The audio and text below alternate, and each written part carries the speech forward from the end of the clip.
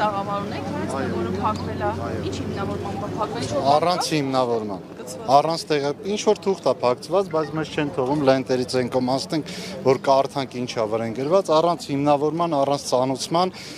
մեր խանութները փակվել է ու ես հարց եմ տվել քննչականում ինչի երկուշաբթի օրով, ասել են դա դիտավորյալ է արվել, որ մարդ չլինի, որ ավտոկայանատեղում մեքենա չլինի, խանութներում մարդ չլինի, որ չխանգարեն իրենց գործողություններին ու մեզ չեն ծանուցել, բայց մենք համարում ենք այդ տարածքների վարձակալները։ Մենք պետք է ինչ-որ ձևով տեղեկացվեինք, մեզ ծանուցեին, որ ձեր խանութները երկուշաբթի օրվանից կապարակնքվելու է ու մենք թեկուզ են մեր անձնական իրերը խանութներից վերցնենք։ Բայց մեզ ոչ մի ձևով տեղյակ չեն պահել։ Ու այսօր մեր հարցերին քննչականում ոչ մի ձևի ստույգ չպատասխանեցին, որ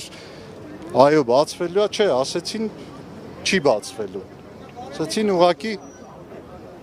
ուղղակի ասեցին ձեզ հնարավորություն կտանք ձեր ապրանքը հանեք խանութից։ Հիմա ես խնդրում եմ, որ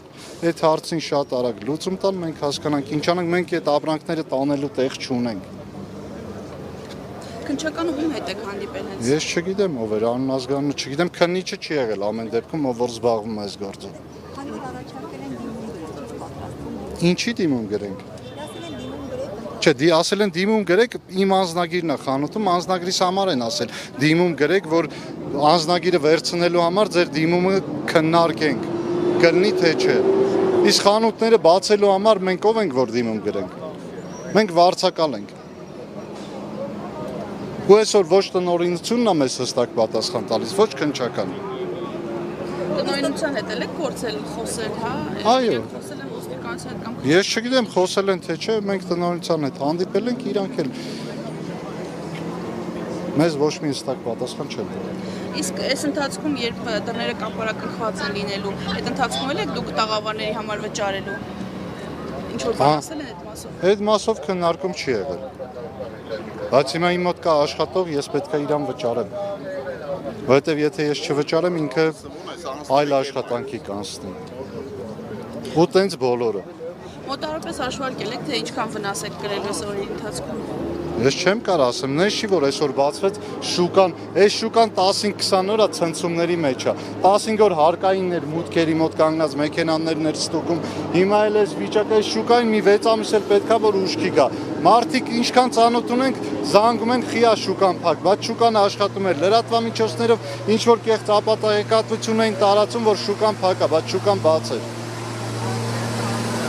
Մոտավորապես տեղյակ եք, քանի տաղավար է փակվում։ 24 տաղավար ու այս մեծ ավտոկայանատեղի։ Իսկ ընդհանուր շուկան քանի տաղավար ունի։ Կոնկրետ այս տնտեսական շուկան 300-ից ավել։